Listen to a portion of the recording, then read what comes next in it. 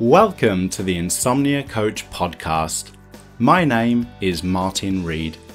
I believe that by changing how we respond to insomnia and all the difficult thoughts and feelings that come with it, we can move away from struggling with insomnia and toward living the life we want to live.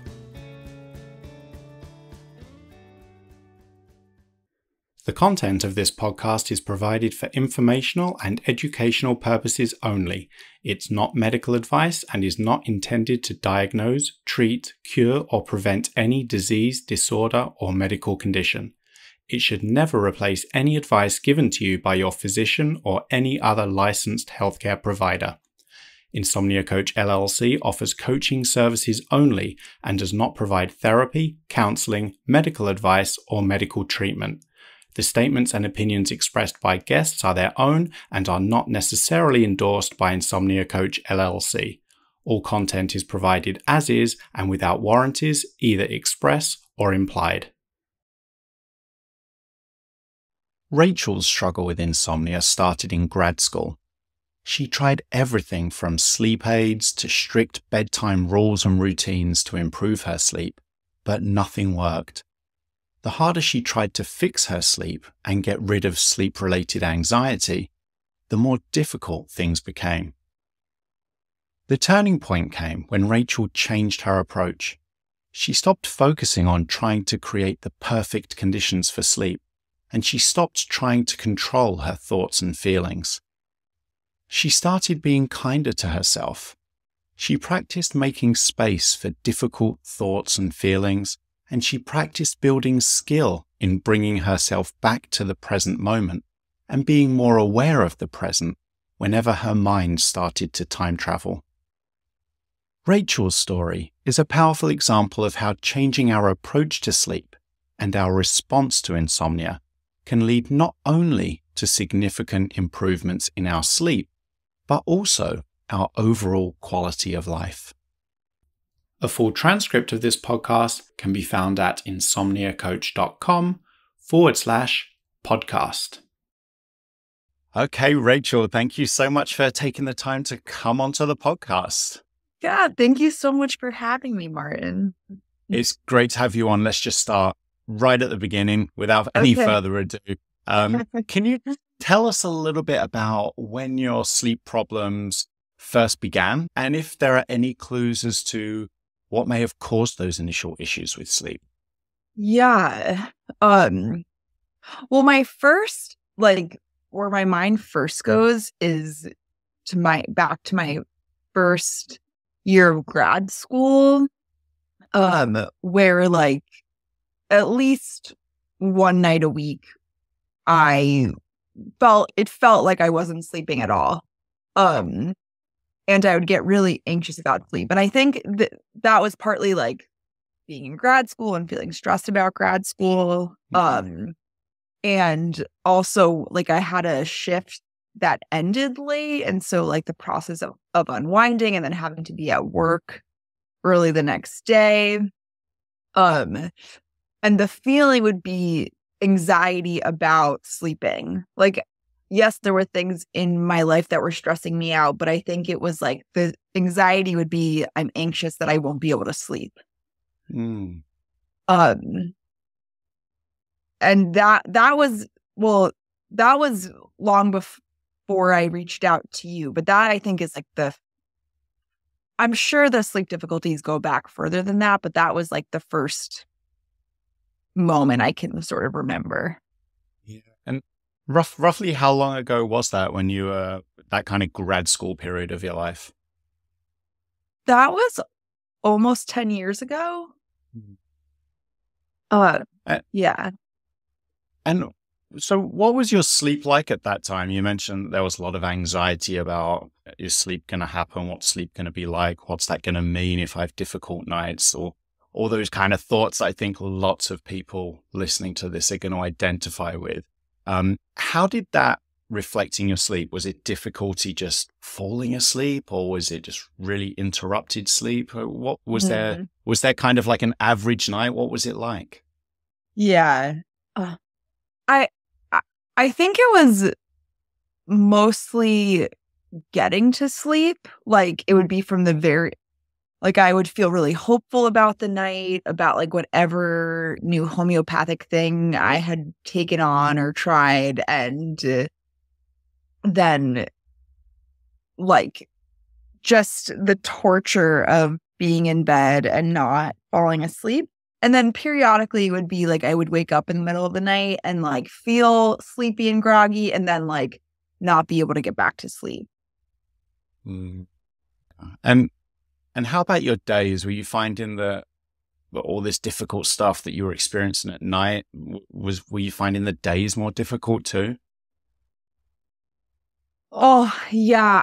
I mean, I'm sure we'll get into it like around the time I reached out to you, but I can just like feel in my eyes, like, because I would take a sleep aid of some kind, either like something prescribed or something natural. And like, I wouldn't have slept through that. So then I felt groggy and just like almost that the ways your eyes can feel so tired that they hurt.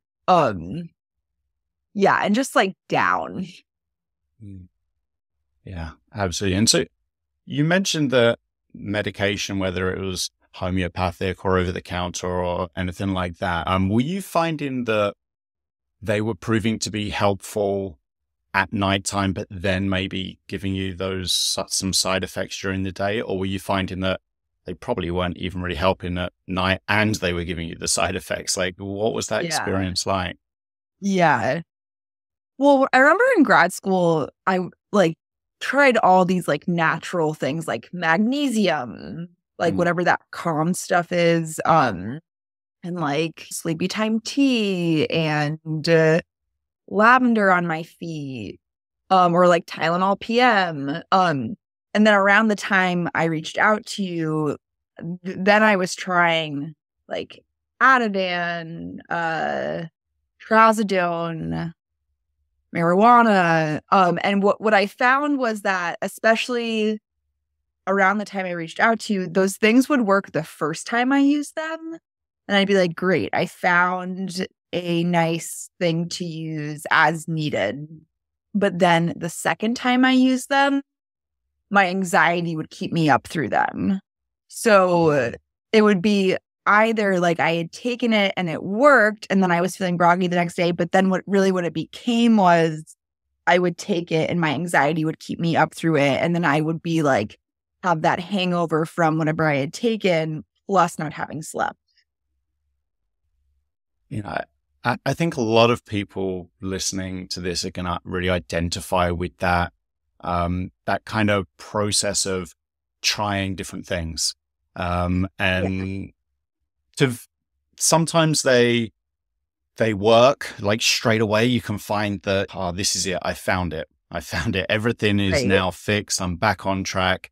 And then a difficult night shows up, whether it's the next night or in a few weeks or a few months. And then it brings back all of those kind of anxieties show up again, right? Because it's like, now this doesn't work. So something must be wrong. There must be something uniquely broken, or something's gone wayward here. I'm a unique case because none of this stuff is working. Now I have to try this new search. And then the cycle just kind of repeats and repeats, right? It sounds like that was your experience.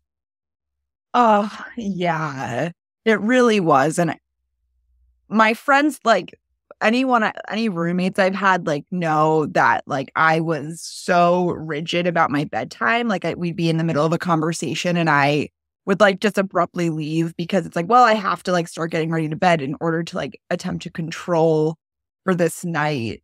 So yeah, it was just like lots of like stress and anxiety about like wanting to control my sleep.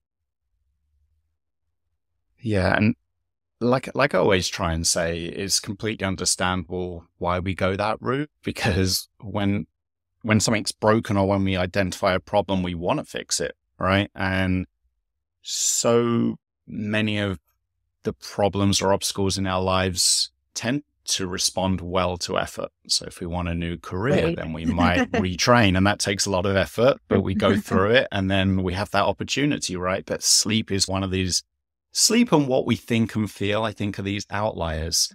They're the stuff that happens inside us, like under our skin, inside our bodies, that we can't directly or permanently control.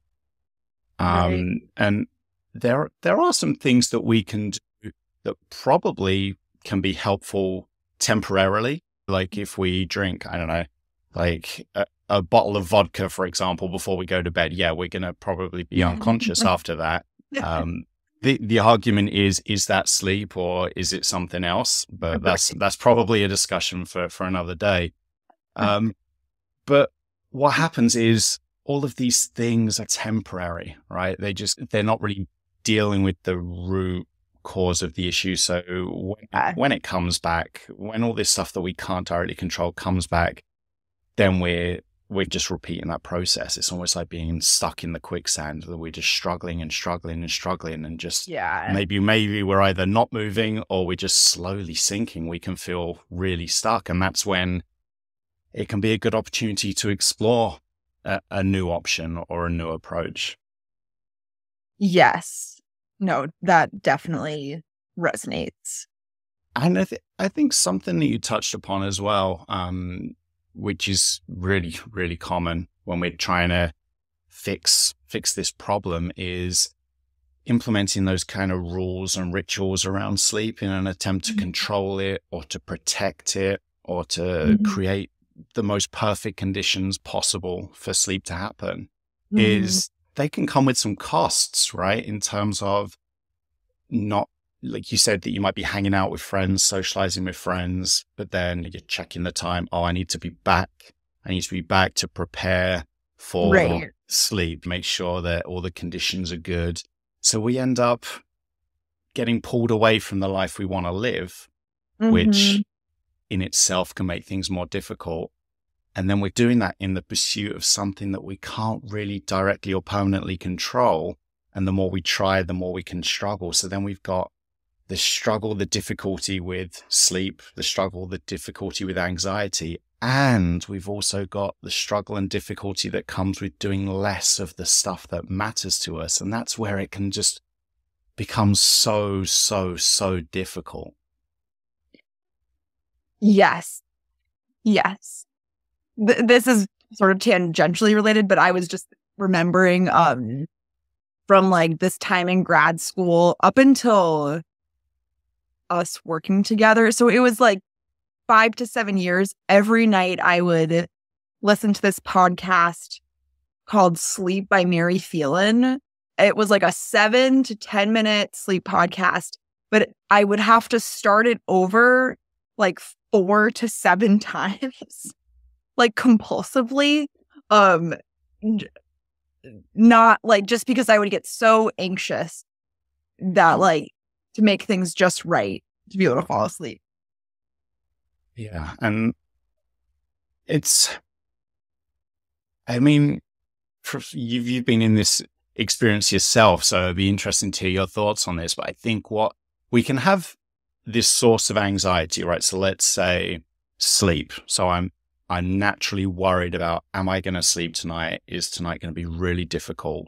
And that generates some anxiety, which is completely normal, completely natural. And sometimes I think what can happen is because that anxiety doesn't feel good, because we recognize it, we see it as an obstacle, as a barrier. Whenever that anxiety is there, I'm not going to be able to sleep, so I have to get rid of the anxiety. Then we can develop anxiety about anxiety. So now we're not just dealing with anxiety about sleep, but we're also dealing with anxiety about anxiety itself. Does that kind of relate to your own experience? Oh, yes. Yeah, like, I mean, this feels related, but again, when I reached out to you, I had entered a new relationship and my poor sleep was in my mind at the time, only when I was sharing a bed. But then what was happening was it wasn't just when I was sharing a bed, it was like bleeding into like more and more nights of the week. But like the anxiety, like I, especially on the nights or the days that I knew I'd be sharing a bed with my partner, I would just start like sleeping would be on my mind from the time I woke up, like of like, well, what will later look like? What can I do to make later right? Like just already anticipating the nighttime and like working really hard to be present, not thinking about my anxiety. Yeah. And how successful now you're able to look back, how successful do you feel that you were on being able to not think about certain things or not experience certain thoughts and feelings? Not successful. It's really difficult, isn't it? And I think there are some things we can do, maybe like going back to what we were talking about a little bit earlier, that can help temporarily. Maybe we can distract ourselves, and that might work maybe for a few minutes or maybe a little bit longer. But when it comes to thoughts and feelings, that's what the brain does, right? Like there would be no brain without thoughts and feelings. That's what the brain does. It's just generating them all the time. And if we try to fight that or try to avoid it, it takes a lot of effort, I think, first and foremost. It takes a lot of mental energy, which can in itself be exhausting and create so much fatigue. Yeah. And what often happens, because our brain's number one job is to look out for us, when it's generating difficult thoughts and feelings, it's because it's trying to tell us something. And when we try and fight or avoid that, then the brain can get really concerned that it's giving us these really important messages. But instead of listening, we're trying to get rid of them. Then the brain can panic a little bit, freak out, and generate even more intense thoughts and feelings. And then we're trying to push back again. And then it's freaking out more and generating really intense thoughts and feelings to try and get us to listen. And it can we just get caught in that battle, right? Of trying to control our minds or trying to control our thoughts and feelings. And over the long term, it just, again, where are we? We're back in that quicksand. Right. I think for so long, I had existed with like these very rigid sleep preparation, like rituals. And if I didn't get to do them, then I wasn't going to be able to fall asleep in my mind. And I think I like started to loosen the grip on that of like, okay, if I don't have like the exact 45 to 60 minutes I want, that doesn't mean I won't fall asleep. It just means I don't have that time right now. Yeah, it's really interesting with those rules and rituals we can implement, the really rigid rules and regulations that we can implement, because we can be struggling, right, with sleep. And so we implement all these rituals or rules to protect sleep, to create the most perfect conditions possible for sleep. And yet we still find ourselves struggling. So I think there's this little voice in the back of our minds that might every now and then be saying to us, is this really helpful? Is this really proving to be effective and useful? But at the same time, there's probably another little voice that's saying, well, yeah, we're still really struggling, but what if we didn't have these rules and regulations? Then things might be even more difficult. How do you reconcile those two voices and take that leap into moving away from all that pressure you might be putting on yourself with these strict rules and regulations, all the ways they might be pulling you away from the kind of life you want to live, and take that leap into moving away from them, being a little bit more flexible, living that life a little bit more independently of sleep? Is it just a case of just going for it? Is it a case of thinking of it as an experiment? Like, how do you make that leap almost into the unknown, which can be quite scary? Yeah. Well, it was so helpful to have you as a coach and resource, like, because I think, I had tried consuming like my own self-education, and I was just too anxious to take it in because of exactly what you're saying of like, intellectually, I understand that this works, but it doesn't make sense to me. And what if it's wrong? Like, just like giving up my way of doing things that clearly hadn't been working, but I just felt really scared.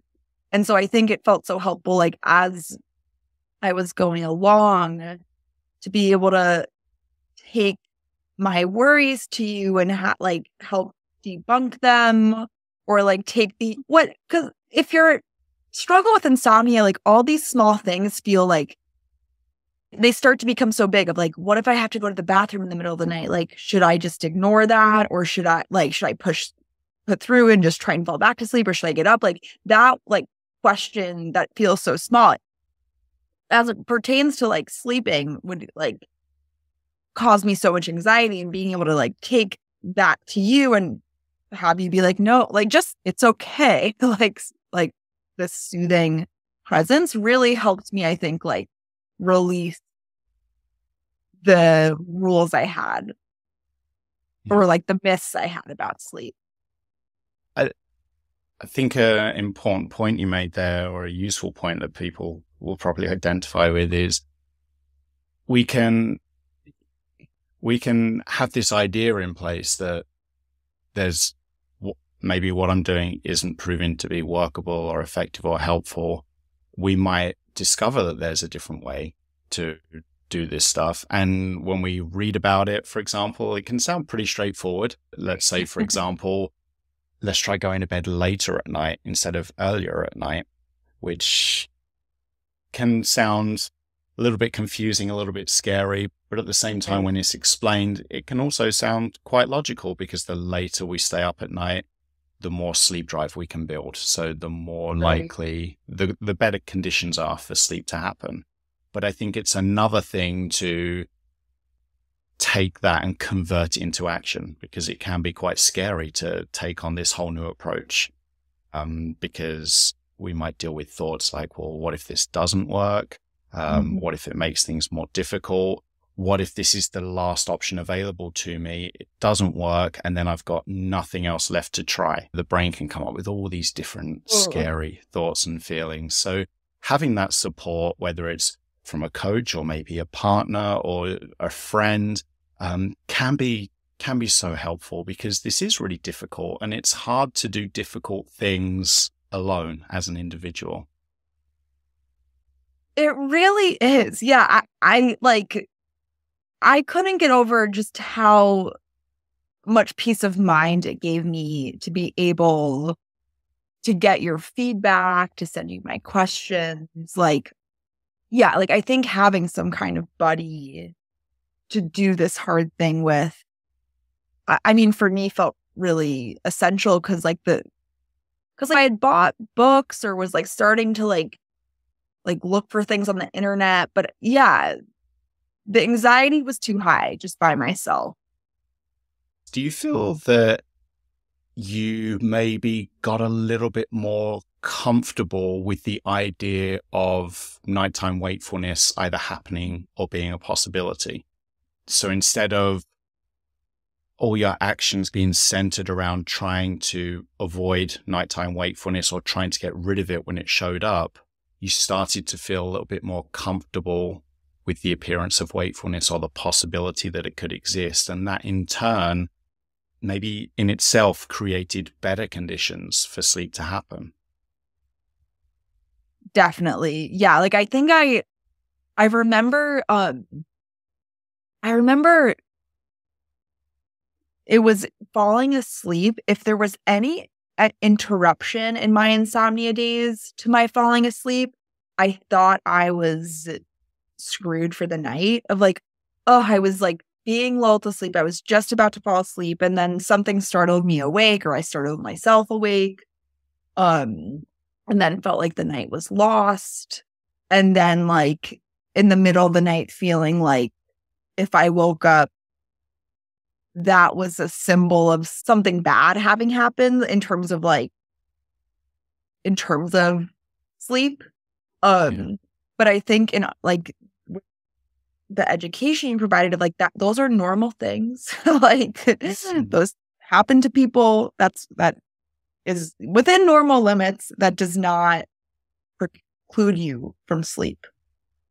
Yeah. So something a little bit related to what you just said about something might suddenly wake you up, or you might jerk awake, and then you feel like the night was lost, was related to nighttime noise. When we started working together, you mentioned that, there was maybe this kind of fixation, maybe bordering on an obsession with trying to eliminate all potential noises that might happen through the night. And if any noises did show up, that was it. The night was a disaster. How did you end up dealing with that issue? Was it a similar kind of process, or was there a kind of different approach there? Yeah, that's so interesting.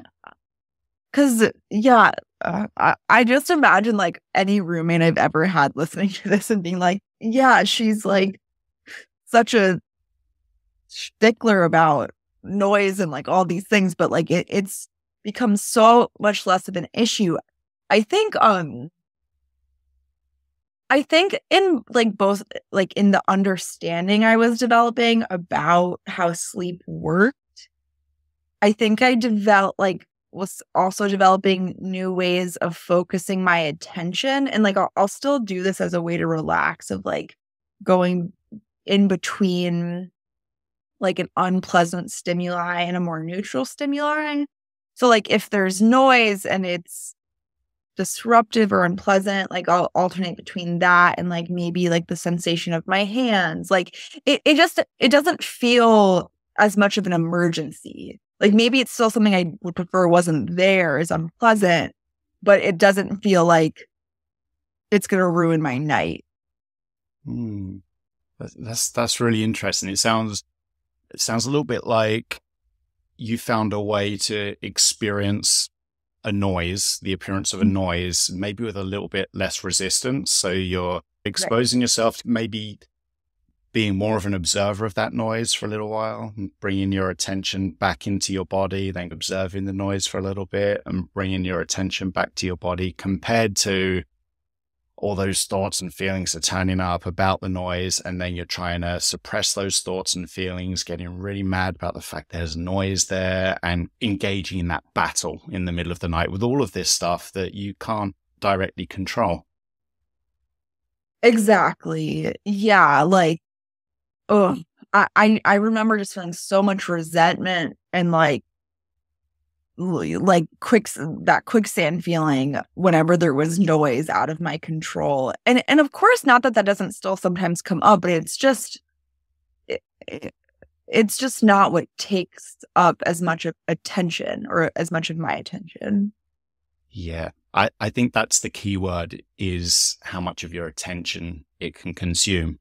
Because I'm trying to think of an analogy here. It would probably be something like, let's say you're lying on the beach, you're listening to the waves and the birds and all that good stuff. And then this family next to you pitches up a tent, and they got a boom box, and then they start putting on the worst music imaginable. Then what's going to naturally happen is all your attention is going to gravitate towards that really annoying, horrendous music, and how you wish you couldn't hear it, how you wish it would just go away. And when that is the focus of our attention, so now we're just intently listening to this music, even though we hate it, we miss out on everything else, right? Now we can no longer hear the birds. We can no longer hear the ocean. We're no longer aware of the fact that it's a beautiful day, that the sun is beating down on our bodies, that we've got a nice cold drink in our hands. 100% of our attention is, this music is really annoying. And I think it's a process, right? It's a process of bringing our attention back. Like you just touched upon, when you heard noises at night, you'd listen to it, accept its presence, even though you wish it wasn't there, and refocus your attention. And then you'd probably find that your mind drifted back to that noise again, or your attention would go back to the noise, and you would just gently bring it back. And it is a process, because the mind is always going to want to focus on obstacles, discomfort, problems. And it's just a case of, when that's not helpful and that's not useful, just refocusing our attention. Yeah. How was that for an analogy? I just made it from the top of my head. Do you feel like that's what it's like? 100%. Yeah. Like, and I'll often have that thought of like, maybe I'm sitting next to a trash can and the sight of it is unpleasant. But if I just like shift my posture to look the other way, it's like there's a beautiful tree. It's like, it's not that it's not there. Yeah. Just that like I can know it's there and like look elsewhere.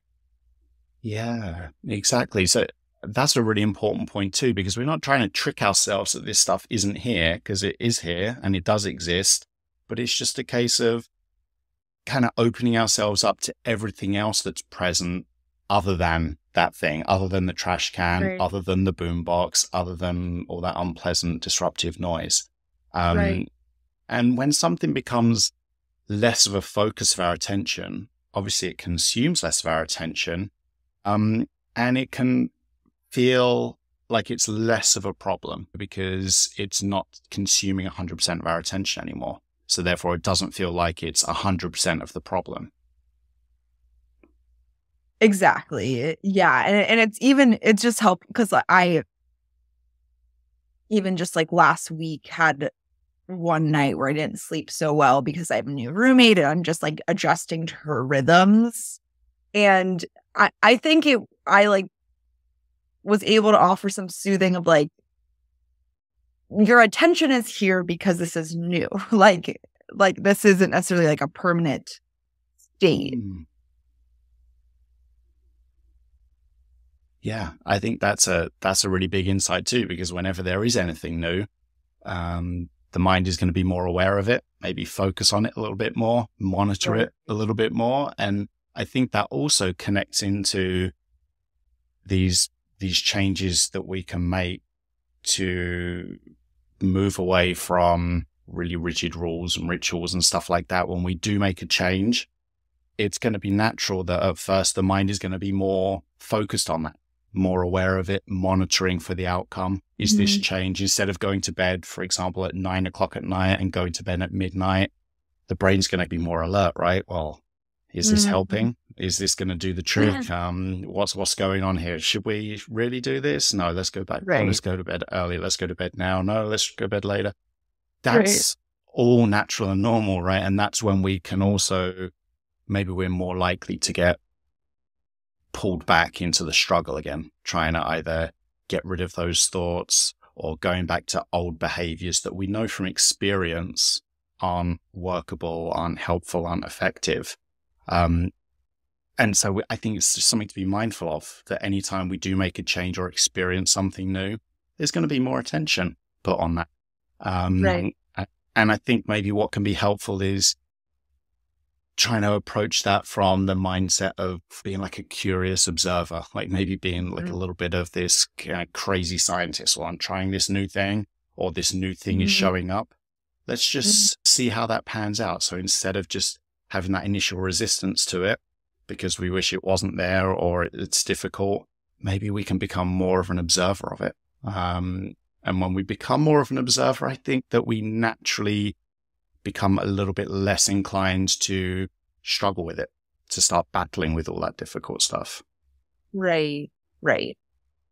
Exactly. So I think maybe something that's a little bit related to this is that when we have that kind of anxiety around sleep, it's not only something that affects the nights, like you touched on earlier, it also affects the days. We find ourselves thinking a lot about sleep. Maybe that anxiety about sleep shows up during the daytime as well. And we can develop this preoccupation, right? It's almost like we're trying to focus on something, but our mind keeps pulling us away and time traveling off into the future. What's tonight going to bring? Or maybe it time travels off into the past. What was last night like? It was really difficult. I feel really bad today. Lots of difficult stuff like that. And I think another one of your goals was to explore, is there a way of moving away from this preoccupation with sleep so that maybe it consumes less of my attention, so I can do more of the stuff that matters to me without it getting in the way?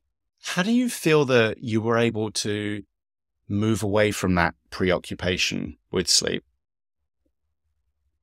I think a big thing I remember when I was like, my sleep was really bad right before I reached out to you or in the midst of like our work is that I could have good days even when I hadn't slept. And I could have bad days even when I had slept. That like feeling like there was so much anxiety. Like if I don't sleep, then I'm going to have a bad day. And it's like, well, maybe. But also I've had plenty of bad days when I have slept. And like have had low energy when I've slept. Like, it's just like your energy it's not so much something I think I've seen for myself that it's like I can control.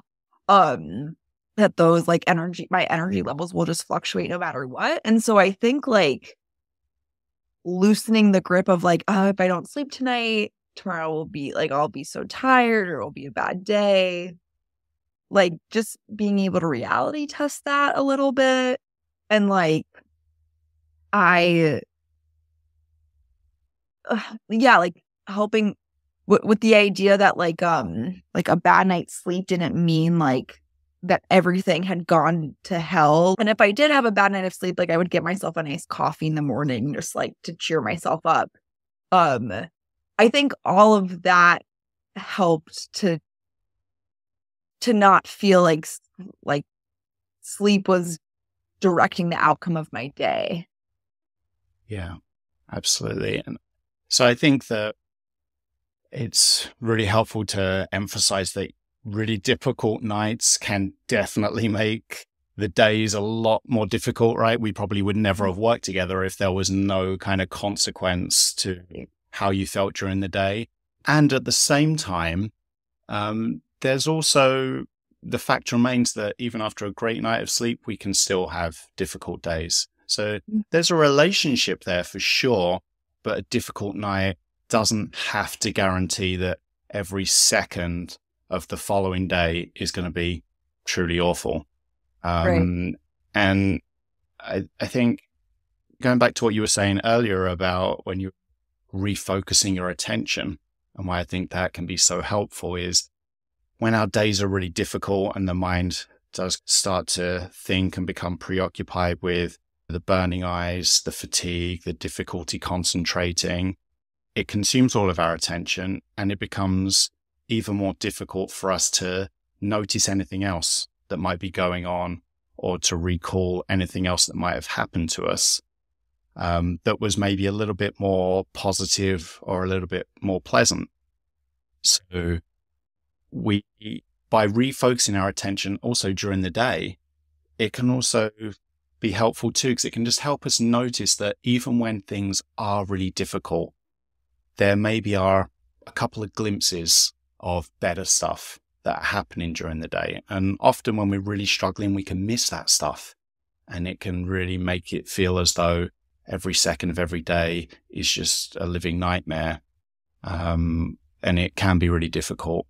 And at the same time, there might be those little glimpses of good stuff that might get missed if we're not engaged in that process of refocusing our attention too. Yeah.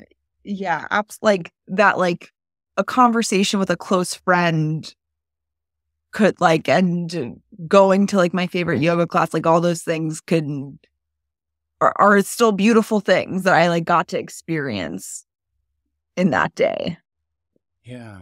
And I think that's somewhere where we can sometimes also get pulled back into that quicksand again, right? Is when we just feel truly awful, especially when we first get out of bed in the morning, which is often the most difficult part of the day.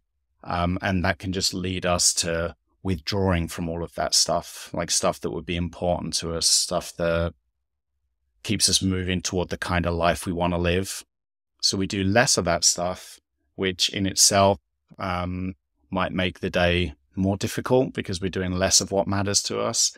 And it gives us less opportunity to refocus our attention, because when we're doing less, what's the mind going to do? The mind is a little bit more idle. So it's just going to internalize and just start time traveling again. It's going to start coming up with all those difficult thoughts, those difficult stories. and it's going to emphasize all that difficult stuff because it has nothing else to focus on. Right. Right. So something that you talked about, I think right at the start of this conversation, was when we identify kind of anxiety as this kind of barrier to sleep. I need to get rid of anxiety. Otherwise, sleep just isn't going to happen. And I think a really big insight that you uncovered when we were working together was you found that there were nights when anxiety showed up and you were feeling really unconfident, or you just did not have any confidence that sleep would happen. There was the anxiety was present, and then you still ended up actually having a good night or a decent night of sleep. Yeah. What did you learn from that experience, and how do you feel that might have helped you? Oh, yeah. That's so interesting. Like, yeah, because I think it goes back to, for me, like, formally having the feeling that the conditions had to be perfect to sleep. And so if I had anxiety, then that was like, then the state I was going to be in. And yeah, I think it was a lot of the education about sleep, of like that the one thing, but especially if you've built up your sleepiness, like if you've been awake throughout the day, that the only thing in between you and sleep was fear, like anxiety. And I think knowing that, I could sometimes like recount that to myself, and that would help me relax. Or like partly knowing that a bad night of sleep, especially with these like behavioral measures in place, wasn't going to then ruin me for the rest of the week. It would be a bad night. Yeah. I think sometimes it can also be helpful if we ever have an experience like that, it can maybe sometimes serve as a good reminder that maybe in an ideal world, we could permanently delete anxiety from our brains before we go to bed. But if it does show up, it doesn't have to guarantee that the whole night is written off and it's going to be absolutely terrible. That it is possible to still sleep when anxiety shows up.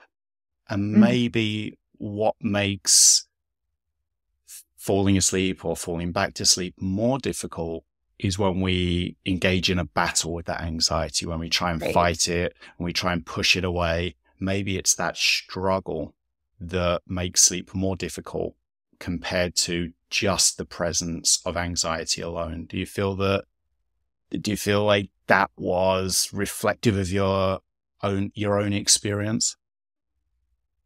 Yeah. And I was just having a memory too, like, I think in time soon after we were done working together, like, because for me, I think as soon as I feel any constriction in my chest as a sign of anxiety, that used to be like a symbol of like, oh no, there's like a really bad night ahead, because like the constriction has entered my chest. There's no making that go away.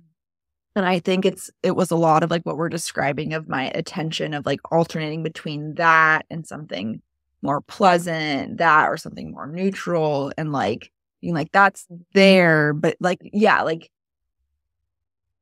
not refocusing my attention from it. Yeah. And I think something else that is useful to just consider, or even better if you can pick it up from your own experience, is that thing about sleep confidence. It's great. It's a great thing to have, but it's not needed for sleep to happen. We don't have to have sleep confidence for sleep to happen, just like we don't need to have breathing confidence for breathing to happen. It's great to have, but it's not needed. And it's another one of those things we can't really control. And it tends to be quite fluid. Confidence in anything can come and go. We can feel really confident about something, and then maybe we make a mistake or something happens, and that confidence can be shot, and we start to build it up again just through our own actions. It can just be another one of those things that can almost serve as a distraction. I need to get rid of anxiety. I need to create confidence. All these things we can't really control, and that can end up distracting us and creating more of a struggle, sending us back into that quicksand again. Right. Yeah, exactly. And talking about things that ebb and flow, ups and downs. So when we were working together, I think it was after a couple of months or maybe 6 to 8 weeks, something like that. You felt you were doing really well. And then all of a sudden this difficult night showed up. So you found that because you're a human being with a human brain, you had all those difficult thoughts and feelings turning up, fear, confusion, anxiety, felt really powerful. And I think you said to me that you felt like you'd jinx yourself because you'd sent me an email just telling me how well you'd been doing. And then all of a sudden that difficult night showed up, and it's so easy, so tempting to then get pulled back into all of our old unworkable behaviors at that point, right? Because the brain kind of forgets that this is a process, that there's ups and downs. And it can want us to go back into all the old unworkable actions because they're more familiar, regardless of whether they're helpful or not. How did you end up responding to that setback so that you didn't get pulled back into the quicksand? Well, I think first it's I think I remember that exchange and getting your response and feeling just confirming what I was trying to tell myself in my head of this is normal, this happens, and you being so not anxious about it of of course that happens sometimes. And just thinking recently, there was a couple months ago, I had a really the week was turning into a bad week of sleep it felt so much easier to identify the contributions to it. I was really sick and that was impacting my sleep. And then I think the being sick that just took over the whole week. But I remember having the thought of once I'm feeling a little better, I can get myself back into these routines that are so helpful and that I know work. So yeah, just normalizing that bad nights of sleep happen. And also I have tools so accessible to me that I have seen really work in normalizing my sleep. So just briefly, because I know that I've already taken up a big chunk of your time today, which I'm really appreciative for. If you were to reflect on maybe the 2 or 3 changes that you made when we were working together that you found most helpful, what would you say they were? I think the getting out of bed every day at the same time, which really sucked. And I don't necessarily do anymore. And I think feeling less anxious about that time before sleep of still having routines that help me unwind and relax, but not feeling so regimented about them. And really not taking any sleep aids, because I now only see that they make me feel worse. And so we were only working together for a couple of months, and that was about 3 years ago now. How long would you say that it took for you to get to a point where sleep wasn't something you were just really struggling with? Maybe you felt like you'd emerged from the quicksand, and you just felt better able to live your life independently of sleep. I think at least by the end of our 6 to 8 weeks, my sleep had normalized, or I wasn't having the same insomnia or sleep related anxiety. Just in the time of your program. And then I maintained the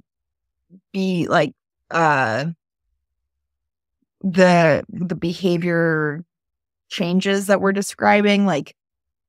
for a long time. And I'll still fall back on them, or use them when I'm like going through rough bouts of sleep, but actually regaining what felt like the ability to sleep happened within 6 to 8 weeks. And I guess like really reducing my anxiety. I think my anxiety was reduced by the 6 to 8 weeks, just knowing I had these tools, and then feeling like I didn't have to like use the tools exactly as they had been prescribed, maybe like a year. Yeah. Yeah. I think I like to ask that question in more recent episodes, because for people listening to this, it can really sound like we're performing miracles here, right? That within a few weeks, we can completely eliminate decades of insomnia and permanently delete anxiety and stuff like that, which we can't do. This is a process. It's all about removing ourselves from the process as much as possible, refocusing our attention, not being ruled by insomnia and sleep, being able to live independently of it. And that does take time. And so I think it's more realistic to think of this in terms of not so much weeks, but maybe more to do with months. It is a process. That doesn't mean we're still going to be struggling for months, but it just means there's going to be maybe more difficult setbacks. The brain's still going to want to try pulling us back into that struggle again. And it's going to take time to build skill in responding to this stuff in a different way. Because that's really what it is, right? Like you touched upon, these tools are in my back pocket, they're skills, and all skills take time to learn and develop. Yeah, exactly. And I think like that just makes more sense to me and feels more realistic than like a pill that is claiming to like solve your sleep. That like, of course, this will be like a thing one has to dedicate themselves to. Yeah, absolutely. Well, Rachel, I'm really grateful for the time you've taken out of your day to come on and share your story. I do have one last question for you, which I try and ask every guest, and it's this. If someone with chronic insomnia is listening and they feel as though they've tried everything, they're beyond help, that they'll just never be able to stop struggling with insomnia, they'll never be able to get out of that quicksand, what would you say to them? Oh, I know that pain, like, and I can just like feel it viscerally, like in my body, like hearing that. And it's just not true. Like, of course, like I don't know any conditions a person might have, but like I really thought that I was just doomed. And I think like one has the ability to sleep. So there is hope. I would want to share. That's great. Well, thanks again, Rachel. I think that's a reassuring and comforting and positive note to end on. So thank you again for coming onto the podcast. Yeah, thanks so much for having me, Martin.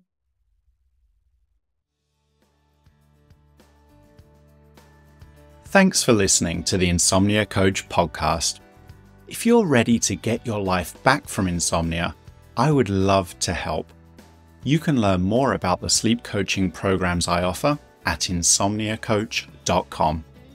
And if you have any questions, my email address is hello@insomniacoach.com. I hope you enjoyed this episode of the Insomnia Coach podcast. I'm Martin Reed, and as always, I'd like to leave you with this important reminder. You are not alone, and you can sleep.